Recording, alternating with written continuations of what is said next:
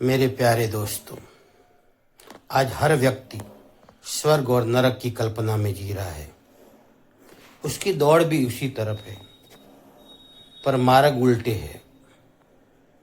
ये जो स्वर्ग और नरक है ना, ये वास्तविकता में हमारी ही सोच पर निर्भर करता है।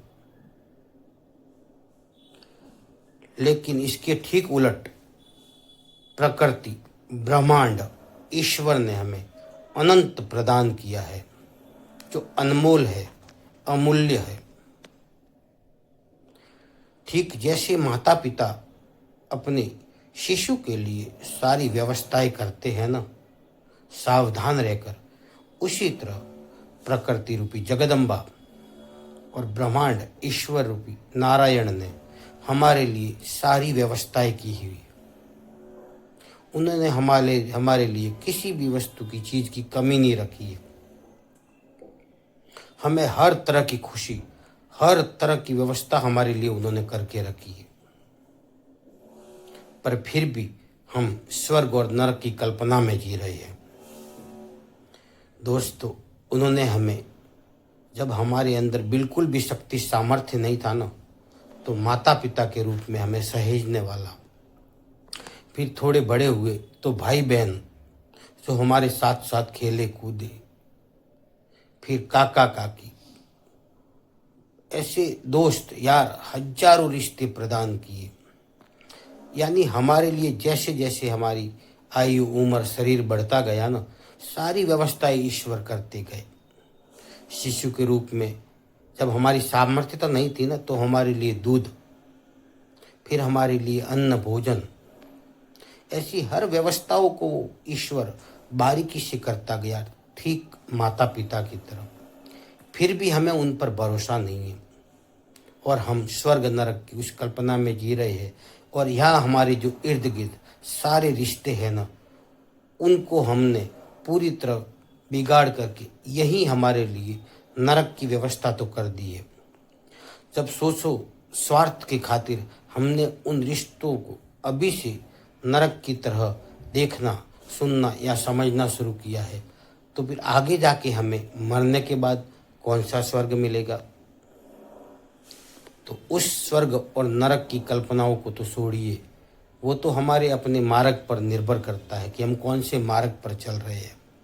पर यहाँ जो ईश्वर ने प्रेम से हमारे लिए सारी व्यवस्थाएं की है ना, उस व्यवस्थाओं का निचोड़ रस लीजिए। रिश्ते नातों में स्वार्थ को एक तरफ रख करके खुशी के साथ रहिए और जितना हो सके समय निकाल करके उस ईश्वर का धन्यवाद अर्थात आराधना, नाम जप करना चाहिए। बाकी सारे सांसारिक कार्य भी जितने हो सके उतने तो करने ही हैं और करते ही रहना चाहिए। इसीलिए तो भगवान श्री कृष्ण कहते हैं कि हे वत्स, कर्मण्येवाधिकारस्ते मां फलेषु कदाचन। तू कर्म करता जा, तेरे लिए मैंने फल की व्यवस्था पूरी तरह कर दी है। पर अगर दोस्त तू उस फल के रूप में अगर आम की इच्छा करेगा ना, तो तुझे वृक्ष भी आम का ही लगाना पड़ेगा।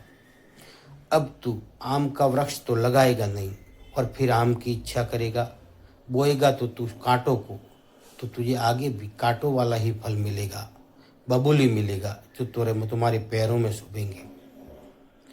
तो दोस्तों, कल्पनाओं में जीने से बेहतर है कि हम वास्तविकता में जिए। इस संसार में हमें ईश्वर ने भेजा है, तो हमें सभी कार्यों को व्यवस्थित करते हुए ईश्वर की आराधना भी करनी चाहिए और इसी जमीन पर स्वर्ग का भी रिश्तों को व्यवस्थित बनाकर निर्माण करना चाहिए। और जैसे ही हम उन रिश्तों को, दोस्ती, मित्रता, भाई बहन, माता पिता के अंदर प्रेम रखेंगे, स्वार्थ नहीं रखेंगे ना, तो यकीन मानिए यही स्वर्ग निर्मित हो जाएगा। जब यहाँ स्वर्ग है ना, तो वहाँ स्वर्ग तो मिलेगा ही मिलेगा। अब झूठी कपोल कल्पित कल्पनाओं से बढ़ करके यहाँ तो हम सभी से दुर्व्यवहार कर रहे हैं, स्वार्थ रख रहे हैं, और फिर वहाँ कौन सी कल्पना रखते हैं। ये तो ठीक ऐसे ही हुआ कि जब हम भगवान शिव के मंदिर में जाते हैं ना, तो नंदी जी को प्रणाम करते हैं, उनसे कामना करते हैं और बाहर आकर के उस नंदी पर लाठी का प्रहार करते हैं। धारदार हथियारों से वार करते। तो इस तरह ये जो है ना डबल मीनिंग प्रकृति स्वीकार नहीं करती है। आप वहाँ अगर उस नंदी जी से कामना करते हो, उन्हें पुष्प चढ़ाते हो, तो बार भी अगर नंदी है ना तो उनका सम्मान कीजिए, उन्हें भोजन दीजिए। कहने का मतलब काल्पनिक और वास्तविकता दोनों को बराबर करना होगा, कथनी और करनी को मिलाना होगा। तो यकीन मानिए यहाँ भी स्वर्ग है और वहाँ भी स्वर्ग है। ईश्वर ने तो एक ब्लैक बोर्ड रचा दिया। ये जो ब्रह्मांड है ना ये ब्लैक बोर्ड है। हम ऐसा सोचेंगे ना, ये यूनिवर्स ब्रह्मांड एक ब्लैक बोर्ड की तरह है। उस पर हम जैसा सोचेंगे ना वैसा ही लिखा जाएगा। अच्छा सोचेंगे तो अच्छा लिखा जाएगा, बुरा सोचेंगे तो बुरा लिखा जाएगा। आज हम परिवार में अपने बच्चों तक को तुम्हारे ये ऐसे वो ऐसे ऐसी बुरी बुरी ही शिक्षाएं देते हैं, तो फिर वो बड़े होकर के तो बुरा ही करेंगे ना, क्योंकि हमने इस ब्रह्मांड के ब्लैक बोर्ड पे बुरा ही लिखा है। तो दोस्तों ये ब्रह्मांड है ना ये ब्लैक बोर्ड है, समझे ना। जिस तरह शिक्षक स्कूल में ब्लैक बोर्ड पर छात्रों को पढ़ाता है ना, और कोई छात्र अच्छे से शिक्षा ग्रहण करता है ना तो वो आगे जाकर के बड़ा व्यक्ति ही बनता है। उसी तरह ये ब्रह्मांड भी ब्लैक बोर्ड है, यूनिवर्स भी ब्लैक बोर्ड है। उस पर हम जितना ही अच्छा लिखेंगे, जितना ही अच्छा सोचेंगे, अपने इर्द गिर्द जितना ही अच्छा करेंगे व्यवहार से, तो ठीक अच्छा ही होते जाएगा। फिर हमें उस स्वर्ग और नरक की कल्पनाओं में नहीं जीना पड़ेगा, क्योंकि हम वास्तविकता में जी रहे हैं। तो यहाँ भी स्वर्ग है, वहाँ भी स्वर्ग है। जय बोलिए एकलिंग महादेव की जय।